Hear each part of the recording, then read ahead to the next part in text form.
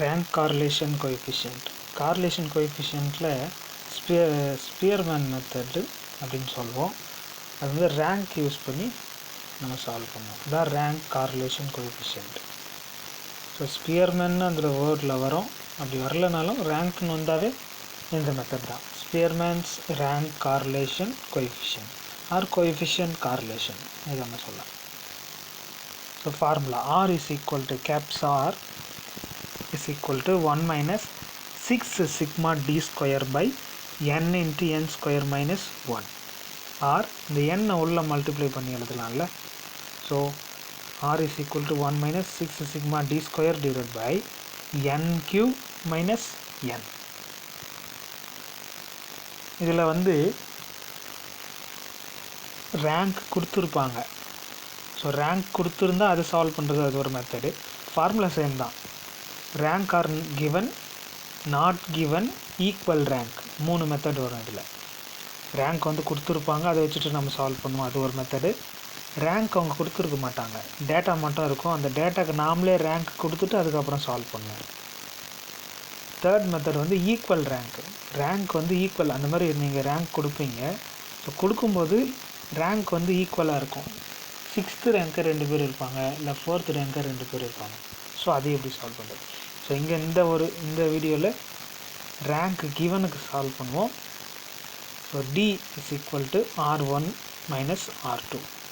Suppose 3 data இருந்துச்சுன்னா R3 அதுக்கேற்ற மாதிரி எடுத்துக்கணும். So 2 ladies were asked to rank 10 different types of lipsticks.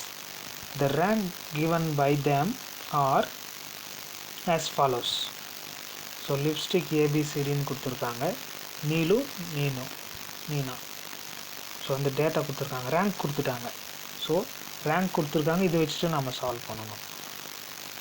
So அந்த லிப்ஸ்டிக்ன்றதை நம்ம அது ஐடென்டிஃபிகேஷன். ஸோ அதை வச்சு நாம் எதுவும் சால்வ் பண்ண போகிறது இல்லை. இந்த கீழே இருக்கிற ரெண்டுத்தையும் நாம் கன்வெர்ட் பண்ணி எடுத்துக்க போகிறோம். So calculate Spearman's rank correlation coefficient. So ஸ்பியர்மேன்ஸ்னு அவங்க மென்ஷன் பண்ணியிருந்தாலும் இதே மெத்தட் தான், ஸ்பியர்மேன்ஸ் மென்ஷன் பண்ணலனாலும் இதே மெத்தட் தான் சால்வ் பண்ணணும். சொல்யூஷன்.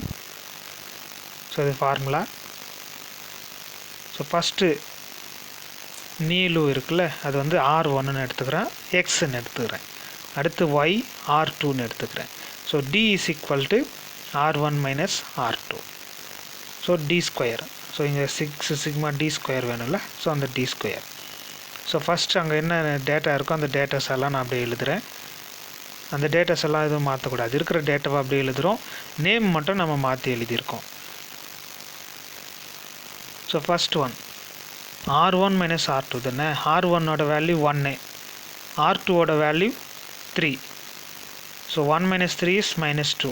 அடுத்தது 2 minus 1 is 1. 3 minus 4 is minus 1.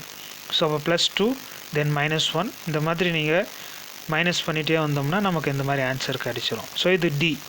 So இந்த Dயில் இருக்கிற எல்லாத்தையுமே நம்ம ஸ்கொயர் பண்ணுறோம். ஸோ ஸ்கொயர் பண்ணால் -2 ஹோல் ஸ்கொயர் இஸ் +4. ஸோ இந்த மாதிரி ஸ்கொயர் பண்ணுறோம். ஸோ அடுத்து 2 இருக்குது, 2 ஸ்கொயர் பண்ணோம்னா 4. ஸோ அடுத்து 1 -3 ஹோல் ஸ்கொயர் இஸ் +9.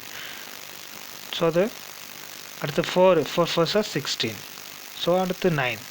ஸோ இப்போ நம்ம இந்த வேல்யூஸ் எல்லாம் சம்மேஷன் பண்ணுறோம். D ஸ்கொயரில் இருக்கிற எல்லா வேல்யூமே நம்ம சம்மேஷன் பண்ணுறோம். அப்படி சம்மேஷன் பண்ணோம்னா sigma D square is equal to 50. So இந்த வேல்யூவும் நமக்கு தெரிஞ்சிருச்சு.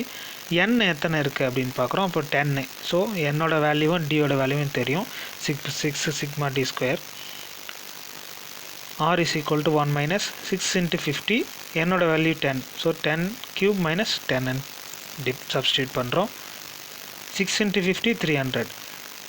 தென் 100 வந்து நம்ம 3 டைம்ஸ் 10 3 டைம்ஸ் மல்டிப்ளை பண்ணோம்னா 1000 வரும். 1000 minus 10 is 9900.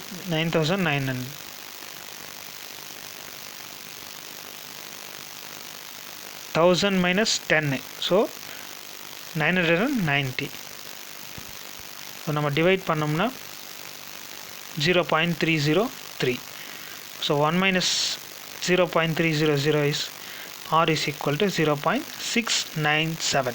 So the given டேட்டாக்கு rank correlation 0.697.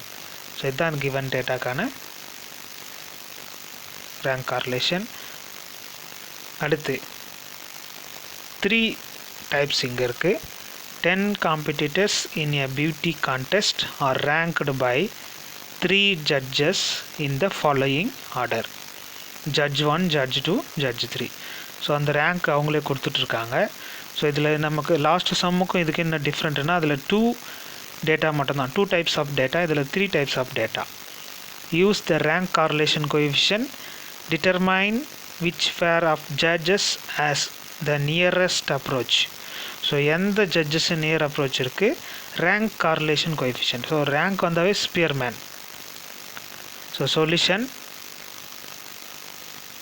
So data judge 1 வந்து நான் R1 எடுக்கிறேன், ஜட்ஜ் 2 வந்து R2, ஜட்ஜ் 3 வந்து R3ன்னு எடுத்துக்கிறேன். ஸோ இப்போ நாம்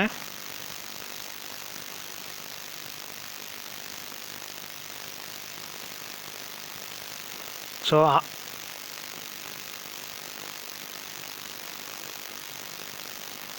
டி ஃபஸ்ட்டு டி. ஸோ இது D1, D2, D3ன்னு கூட எடுத்துக்கலாம், ஒன்றும் பிரச்சனை இல்லை.